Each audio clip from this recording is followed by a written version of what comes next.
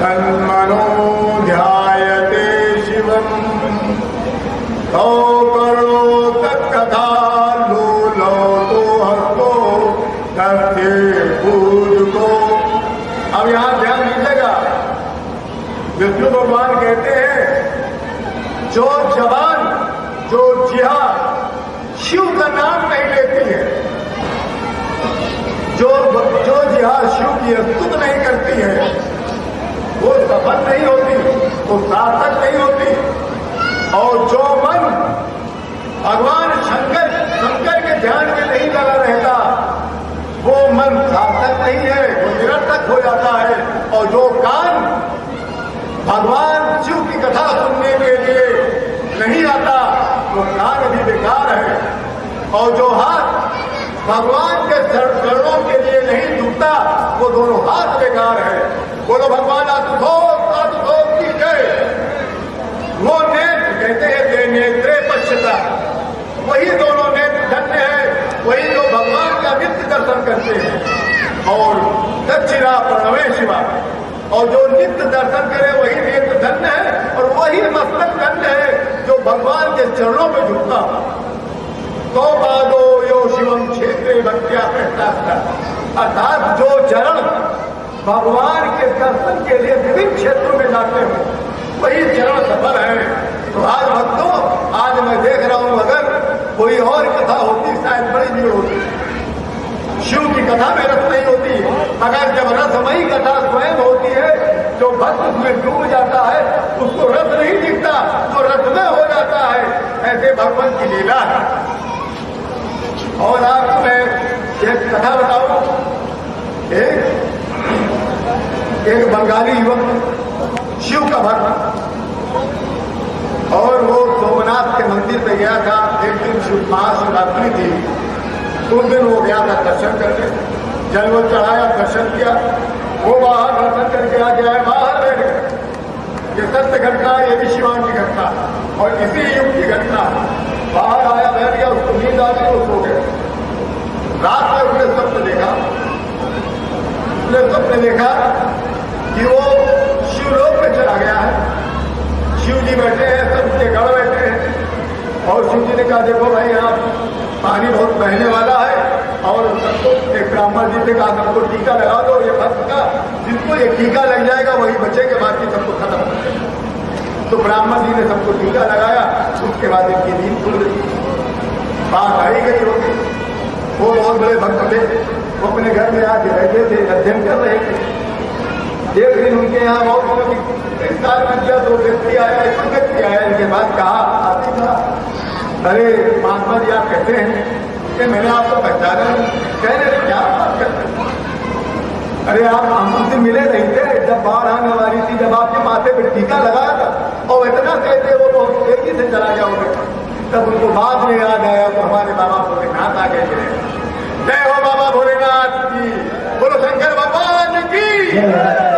ऐसे बाबा भोलेनाथ इस युग में भी दर्शन दे देते हैं।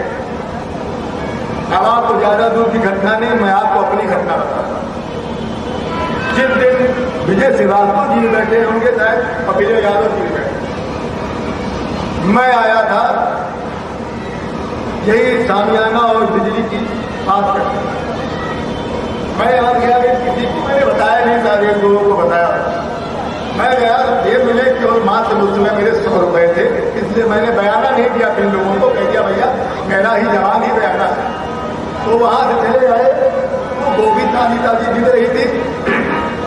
मैं गोभी लेने गया, का नाम ले लेते हैं, तय कर दिया भैया 60 रुपये, उसने 4 बार दिया, तेरा तो भाव महंगा। तो उसके बाद वहीं पर एक साधु दाढ़ी और बड़ी बड़ी दाढ़ी बात, तो जैसे होता है मन की, ये कोई ठगने वाला आ गया होगा। आते का क्या हाल है? मैंने हमके ठीक है, हमें पास पैसा वैसा है नहीं, तो नहीं ले जाइए। नहीं हमें पैसा नहीं चाहिए, ये बताओ सुना है तो पंडित हो गए। हमने कहा हो सकता है ये मोक्ष वाला गए हो मंदिर में। हमने कहा मगर आप मोक्ष वाला मंदिर नहीं वहाँ वो हमारे वहाँ के लोग आते हैं, सुना तुम प्रवचन करते हो। ये सब आपको किसने बताया? क्यों? एक पंडित जी हमारे गुरु जी जानते हैं, उसके नाम को जानता है, आदेश दिया कि आप आप चले चल जाओ। अब हम असमंजस में पड़ गए। फिर हमने कहा अच्छा मैं चलो उनको सेवा हो बनाओ, अब हम रोटी वापस करके जो बहुत हम किसी जमा के बाबू बैठे थे आप कोई क्या नहीं करते, अब हम समझ गए। कह रहे तुम कहाँ जा रहे हो, सीधे ही जाओगे चौक के पास। हाँ आप तो घर है, फिर चलो हमको नहीं। वो मेरी गाड़ी में बैठे दुदड़ी बाजार तक मैं आया। अरे घर वाली घटना नहीं हुआ, बता रहा हुआ था क्योंकि ऐसी घटनाएं घर में हुई है। मैंने अपनी पत्नी से कहा यहाँ विचित्र घटनाएं होती हैं, परेशान मत करो नहीं। तो दुदड़ी का हमने रोका क्यों है, मैंने कहा प्रभु इधर से अयोध्या कराता है, आप अयोध्या जाओ तो चलेगा और यहाँ तो 2-4 सौ रुपये हम आके देते। कहने नहीं ऐसा हम तुम्हारे साथ आते तुम्हारे घर। अब मैं परेशान मेरे घर तक आया, बाहर के कमरे में हम लोग बैठे थे, बाहर के कमरे में बैठे। वो हमको कहने लगे क्या क्या करना दिखाओ। तो जिस चैप्टर में जिस अध्याय में अध्ययन कर रहा था वो सारा बदल गया। जितना मैं वेद में बोल के गया हूँ ये उन्हीं का दिया हुआ था। आज मैं बता रहा हूँ और वेद को मैंने उसको खोल के देखा वो सब उसी जगह में वही नंबर के श्लोक, वही अध्याय, वही वेद। जबकि मेरे पास वेद नहीं था, उन्होंने स्वयं हमको बताया लिखो ये लिखो, अब ये लिखो। हमने कहा गलत हो जाएगा, धीमे धीमे बोलिए प्रभु। कह रहे इसमें जो तुम लिखोगे कोई गलत नहीं। फिर उन्होंने कहा, हमने पूछा प्रभु चाय वाय पीने खाना वाना करके मैंने चाय लेके अच्छा है वो चीज मिलाओ जो तुम पहले क्या करते थे। हमने कहा ऐसा प्रभु वो सब तो दूर हो गया है। कहें तुम तो पहले डब्बे पे बहुत बैठते थे। हमने कहा भैया उससे समय बहुत दूर हो चुके हैं और कहीं मवाद हो किसी से कहीं लगता है तुम हमारी सेवा नहीं कर पाओगे। इन्होंने ऐसे हाथ किया और हाथ में वो जो छोला था ना कुछ नहीं ऐसे हाथ किया और वही चीज आ गया। उन्होंने वही हमने कहा पानी बनाने भगवान क्या कुछ नहीं हो, पानी के लिए बजा रहा हूँ और तुम्हारा पूरा ये प्रवचन मैं जहां तक होगा मैं वहां बोले बाबा भोलेनाथ की। अब यही पानी को मैं अपना विराम देता हूँ और गुरु जी से वंदना करता हूँ, निवेदन करता हूँ।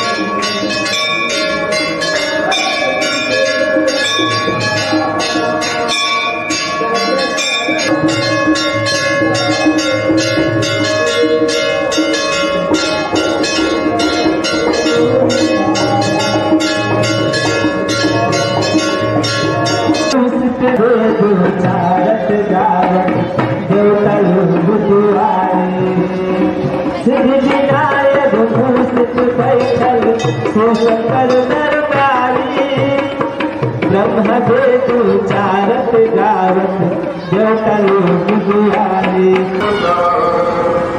अद्भुत बलदामं हेम शैलावलेहं धनुजवं कृशानं जानुनां वाग्गणयं तत्त्वनिधानं मानुनामधीशं रघुपतिप्रियभक्तं वाग्विदातं नमामि ध्याये नित्यं महेशं जलधिदिवं चारुचन्द्रावतं रत्नाकल्पोज्ज्वलां परशुमेघवराभिकहर्तं प्रसन्नं पद्मासीनं समन्ताद्युग्मरगणे व्यापद्दीनं समन्तात्मन्रगणे व्याजदीवताः विद्वादं श्रीजं निखिलभयहरं पञ्चवक्त्रं त्रिनेत्रम् ॐ शिवाय नमः।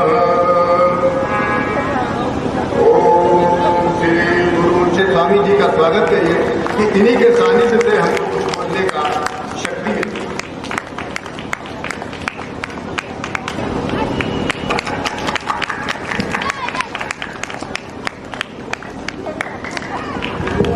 हमारी भारतीय संस्कृति में हम कोई अच्छा काम करते हैं, उसके लिए हमारे मनुष्यों ने पहले मंगलाचरण का विधान किया है। इसलिए हम पहले थोड़ा सा मंगलाचरण दो मंगला आज करेंगे, उसके बाद अन्य और दो बातें होंगी। गुरु ब्रह्मा गुरु विष्णु गुरुदेव महेश्वरा गुरु साक्षात् परम ब्रह्म तस्मै श्री गुरवे नमः।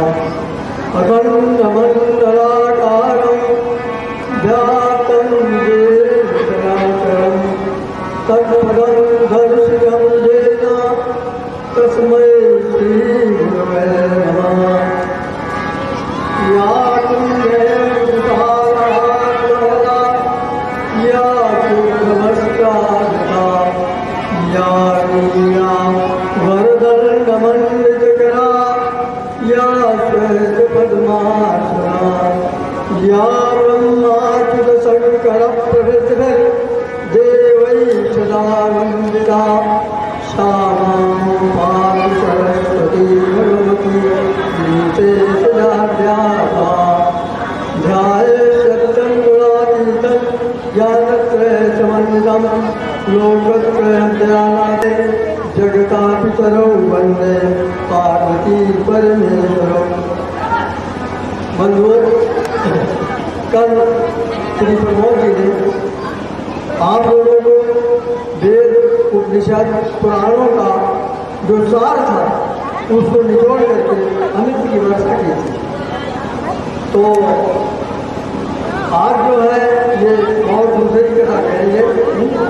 तो हमें इसका मतलब यह है कि पहले हम लोग जो सुनते हैं उसका मनन करना चाहिए।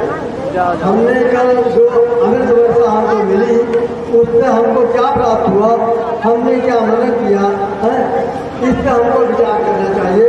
प्रत्यहम पतिवेक्षत नरा नित्यमान आत्मन किन्न में सभी दुर्गम किन्ने दुर्गम। प्रतिदिन हमको यह ध्यान करना चाहिए, सोचना चाहिए सायंकाल के समय कि आज दिन में हमने कौन सा ऐसा अच्छा काम किया है, कौन सा ऐसा बुरा काम किया है, इसके लिए हमको पश्चाताप करना चाहिए। तो सबसे ज़्यादा हम लोगों को हमने क्या अच्छा काम किया इसके ऊपर विवेचना करनी चाहिए। और उसके बाद हम समय बहुत कम लेंगे, लेकिन हम श्री प्रमोद जी से यह अनुग्रह करेंगे कि अब ये बाबा तुलसीदास जी ने भी शिव जी की महिमा गाने से नहीं छूटी। उन्होंने शिव की कितनी महिमा लिखी आप सुनिए। उन्होंने अपने बहुत ही पवित्र ग्रंथ मानस के बाद